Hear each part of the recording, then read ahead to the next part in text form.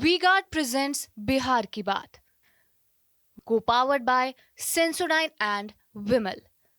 बोलो जुबां केसरी।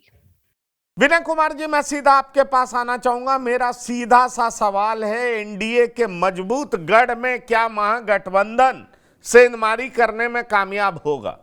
मैं इस लिहाज से यह सवाल पूछ रहा हूं क्योंकि देखिए, लालू प्रसाद ने हर 3-4 सीट के बाद एक नई जातीय समीकरण बनाने की कोशिश की है। अब आप देखिए कि पूर्वी चंपारण में वीआईपी पार्टी से राजेश कुशवाहा को उम्मीदवार बना दिया। वहां पर कुशवाहा और मल्लाह कार्ड लालू प्रसाद यादव ने बड़े ही तरीके से खेला है। जहां तक पश्चिम चंपारण का सवाल है, कांग्रेस ने मदन मोहन तिवारी को उतार दिया। कहा जा रहा है कि 15 साल से संजय जायसवाल हैं, अब एंटी इनकम्बेंसी हावी है। राधा मोहन सिंह 6 बार से सांसद हैं, अब लोग उनको देखना नहीं चाह रहे हैं, बदलाव चाह रहे हैं। जबकि मोतिहारी का जो भी डेवलपमेंट है उसका क्रेडिट राधा मोहन सिंह को ही जाता है। ऐसे में बड़ा सवाल उठ रहा है कि वैशाली में भी लालू प्रसाद ने मुन्ना शुक्ला को मैदान में उतार करके बीना देवी के खिलाफ एक तो एंटी इनकम्बेंसी, दूसरा भूमियारों का सबसे बड़ा वोट, इसमें भी सेंधमारी करने का प्रयास किया है क्योंकि भूमियार तो एनडीए के वोटर्स रहे। ऐसे में बड़ा सवाल यह उठ रहा है कि लालू प्रसाद का यह जातीय गणित क्या बीजेपी के मजबूत किले में सेंधमारी कर पाएगा? क्या दिखाई पड़ता आपको? देखिए, जिन 8 क्षेत्रों में आज मतदान हो रहा है, ये सभी 8 क्षेत्र एनडीए पिछले 2019 के चुनाव में जीतने में कामयाब हुआ था। लेकिन इस बार 8 क्षेत्रों में, सभी क्षेत्रों में कांटे का मुकाबला दिखाई पड़ रहा है। कहीं मुकाबला बहुत आसान नहीं है या एक तरफा नहीं, हर क्षेत्र में। और इस चीज को अब प्रधानमंत्री भी समझ रहे हैं, इसलिए आज उन्होंने जो सभा की उसमें उन्होंने सीधे सीधे हमला किया तेजस्वी यादव पर और भ्रष्टाचार के मुद्दे पर उनको घेरने की कोशिश की।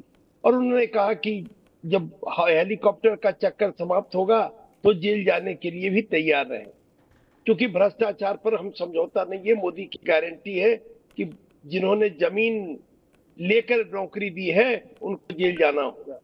तो कहीं न कहीं प्रधानमंत्री इस चीज को समझ रहे हैं और जो अंतिम चरण का चुनाव है 1 तारीख को, उसके लिए प्रधानमंत्री इस तरह की बात करके अपने कार्यकर्ताओं का भी मनोबल बढ़ा रहे हैं और अपने वोटरों का भी मनोबल बढ़ा रहे हैं। कह सकते हैं कि उनके लिए ये कैटलिस्ट का काम करेगा प्रधानमंत्री का ये वक्तव्य।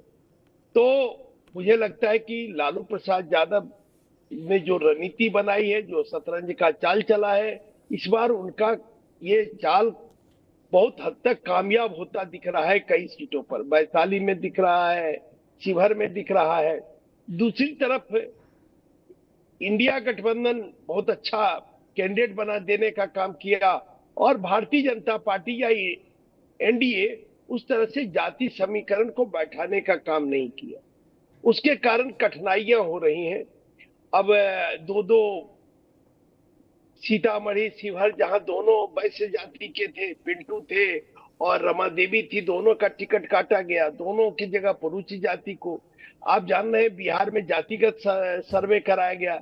जातिगत सर्वे कराने के बाद या जातिगत गणना कराने के बाद तो स्पष्ट स्थिति है कि किसकी कितनी संख्या है और इसके आधार पर टिकटों के वितरण में एनडीए ने इस बात का ध्यान नहीं रखा।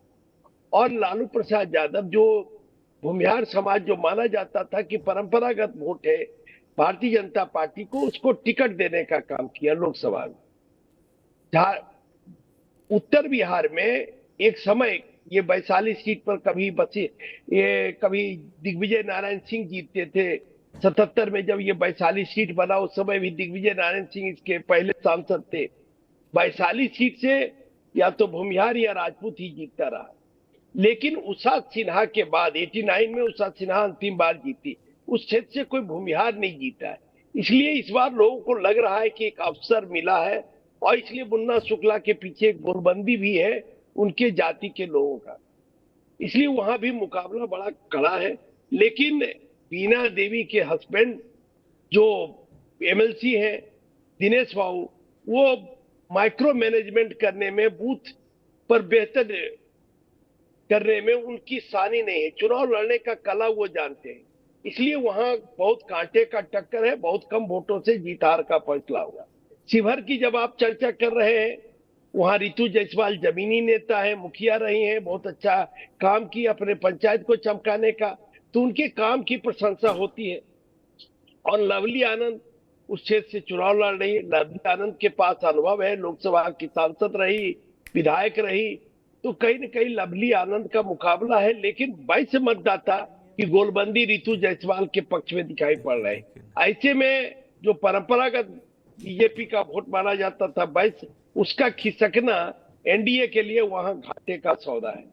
नहीं, पर आप विनय जी ये देखें कि लालू प्रसाद की रणनीति मुंगेर में कुछ और दिखाई पड़ती है, बेगूसराय में कुछ और दिखाई पड़ती है, नवादा में कुछ और करना चाहते हैं, इन सब जगहों पे वो अगड़ा पिछड़ा करना चाहते हैं। फिर यही रणनीति उनकी वैशाली में बदल जाती है, महाराजगंज में बदल जाती है। यहां पर वो एनडीए के वोटर्स में ही भूमियार वर्सेस राजपूत कराने की कोशिश करते हैं। ऐसा दिखाई पड़ रहा है कि कहीं पर वो कुशवाहा को तोड़ने का प्रयास कर रहे हैं क्योंकि कुशवाहा उम्मीदवार दे रहे हैं, कहीं पे वो भूमियार वोटर को तोड़ने का प्रयास कर रहे हैं क्योंकि भूमियार उम्मीदवार दे रहे हैं, बक्सर से वो राजपूत उम्मीदवार लड़ा रहे हैं। आखिरकार ये जो लालू प्रसाद की जातीय गोलबंदी है, क्या आपको ये दिखाई पड़ रहा है कि एनडीए के परंपरागत वोटर्स में सेंधमारी करने का उनका प्रयास कामयाब होता दिख रहा है? वो हर 3-4 सीट के बाद उनकी रणनीति बदली है और वो प्रभावशाली दिखाई पड़ रही। नहीं, देखिए, राजनीति के बहुत पुराने खिलाड़ी हैं लालू प्रसाद यादव, हर क्षेत्र का नब जानते हैं। और मुझे लगता है अगर हम लोग जितना समझते हैं राजनीति में, अगर 1-2 सीट में वो और बेहतर करते तो और बेहतर परिणाम वो हासिल कर सकते। जैसे अगर पूर्णिया में वो पप्पू यादव को लड़ा दिए रहते अपनी पार्टी से या कांग्रेस से, तो बेहतर परिणाम हासिल कर सकते थे। नवादा, जहानाबाद या पाटलिपुत्रा में से किसी एक सीट से अगर कोई भूमिहार उम्मीदवार लड़ा दिए रहते तो और बेहतर परिणाम वो हासिल कर सकते थे।